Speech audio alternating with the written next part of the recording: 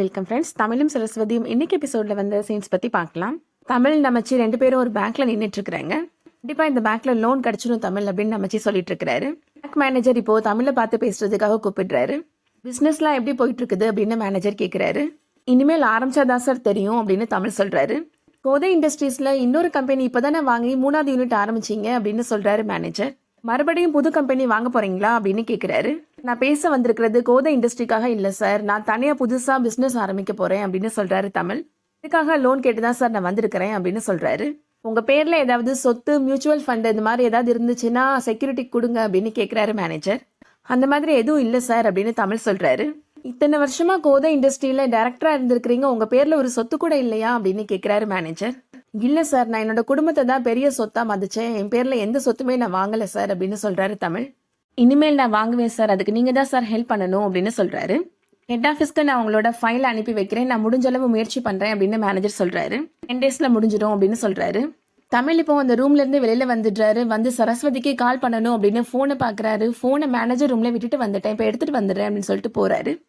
Office staff இப்போ அந்த மேனேஜர்கிட்ட தமிழ் சாருக்கு அந்த ஃபைலை ஹெட் ஆஃபீஸ்க்கு அனுப்பிடலாமா அப்படின்னு கேட்குறாரு. இவனுக்கு லோனை கொடுத்துட்டு நான் வேலையை விட்டு போக வேண்டியதுதான் அப்படின்னு சொல்றாரு மேனேஜர். மேனேஜர் சொல்றாரு, நான் எல்லாமே விசாரிச்சு பார்த்துட்டேன் அப்படின்னு சொல்றாரு.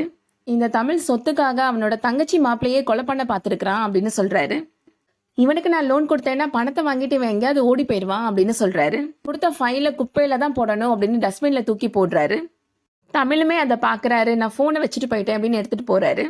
நமச்சி சொல்றாரு, நடந்ததெல்லாம் நானும் கேட்க தான் செஞ்சேன் அப்படின்னு சொல்றாரு. நம்மளை சுத்தி நல்லவங்க குறைஞ்சிட்டே வராங்கப்பா அப்படின்னு சொல்றாரு. நமச்சியும் தமிழும் அவங்களுக்கு தெரிஞ்ச பேங்க்ஸ் எல்லாத்துலயும் போய் லோனுக்காக விசாரிக்கிறாங்க. அடுத்ததா கோதை வீட்டுல நடக்கிறத காமிக்கிறாங்க. கார்த்தி இப்போ அவங்க அம்மாட்ட சொல்றாரு, நமச்சியும் தமிழும் லோனுக்காக நமக்கு தெரிஞ்ச பேங்க்ல எல்லாம் போய் கேட்கறாங்க அப்படின்னு சொல்றாரு. வசு சொல்றாங்க, நீ அண்ணன் தானே சொல்லுவ, இப்ப என்ன தமிழ்னு பேர் சொல்லி சொல்ற அப்படின்னு கேக்குறாங்க. அண்ணன்னு கூப்பிடுற அளவுக்கு அவன் டிசர்வான பர்சன் கிடையாது அப்படின்னு கார்த்தி சொல்லிடுறாரு. இனிமேல் இந்த மாதிரி லோனுக்காக கஷ்டப்படுறத பார்த்த உடனே கோதை கண் கலங்குறாங்க. இனிமேல் யாரும் அவங்கள பத்தி இந்த வீட்டுல பேசக்கூடாது அப்படின்னு சொல்றாங்க.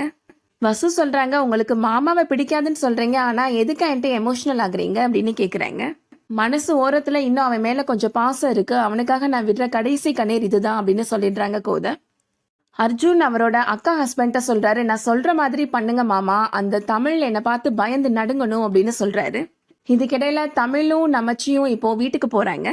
போன இடத்துல லோன் கிடைக்கல அப்படின்றத பத்தி நமச்சி சொல்றாரு. சரஸ்வதி சொல்றாங்க, என்னோட அப்பாட்ட வேணா ஹெல்ப் கேட்கலாமா அப்படின்னு கேக்குறாங்க. அவருக்கு நிறைய பேங்க் மேனேஜரோட பழக்கம் இருக்கு அப்படின்னு சொல்றாங்க. சொந்தக்காரங்க நமக்கு உதவி பண்ணாலே நாளை பின்ன சொல்லிதான் காமிப்பாங்க, எனக்கு யாரோட ஹெல்ப்பும் தேவையில்லை அப்படின்னு சொல்லிடுறாரு தமிழ். இந்த டைம்ல தமிழ் வீட்டுக்கு இப்ப போலீஸ் வருது. அர்ஜுனை நீங்க கொலை பண்ண முயற்சி பண்ணது விஷயமா எங்களுக்கு கம்ப்ளைண்ட் வந்திருக்கு அப்படின்னு சொல்லி தமிழை அரெஸ்ட் பண்ணி கூட்டிட்டு போறாங்க. போலீஸ் ஸ்டேஷன்ல வச்சு தமிழை அடிச்சு மிரட்டுறாங்க. அர்ஜுனை குத்துன கத்தியை நீ எங்க மறைச்சு வச்சிருக்கிற சொல்லு அப்படின்னு கேக்குறாங்க. அவனே ஆள் வச்சு அவனே குத்திக்கிட்டான் அப்படின்னு சொல்றாரு தமிழ். இந்த மாதிரி எல்லாம் சொன்னா நீ அடங்க மாட்ட, அடிக்கிற அடியில நீயே உண்மையை ஒத்துக்குவ அப்படின்னு சொல்லி தமிழை போட்டு அடிச்சிட்டு இருக்கிறாங்க. சரஸ்வதியும் நமச்சியும் இப்போ வக்கீல கூப்பிட்டுட்டு போலீஸ் ஸ்டேஷனுக்கு போறாங்க. இவர் அடிக்கிறதுக்கு உங்களுக்கு எந்த ரைட்ஸும் கிடையாது, நான் இதுக்கும் சேர்த்து கோர்ட்ல ஃபைல் பண்ணுவேன் அப்படின்னு சொல்றாரு வக்கீல். ஒரு குற்றவாளியை எப்படி ஹேண்டில் பண்ணணும்னு எங்களுக்கு தெரியும், நீங்க சொல்ல வேணாம் அப்படின்னு போலீஸ் சொல்லிடுறாரு. அவர் அடிக்காதீங்க, அவர் எந்த தப்பும் பண்ணல அப்படின்னு சரஸ்வதி போலீஸ்காரங்கிட்ட சொல்றாங்க. அமைதியா இருக்க போறியா இல்லையா அப்படின்னு போலீஸ்காரர் சரஸ்வதியை மிரட்டுறாரு. இல்லனா இவனுக்கு உடந்தையா இருந்தேன்னு உன்னையும் தூக்கி உள்ள போட்டுருவோம் அப்படின்னு சொல்றாரு. நமச்சி, தமிழ், வக்கீல் 3 பேருமே இப்போ ஸ்டேஷன்ல இருந்து வெளியில வந்துடுறாங்க.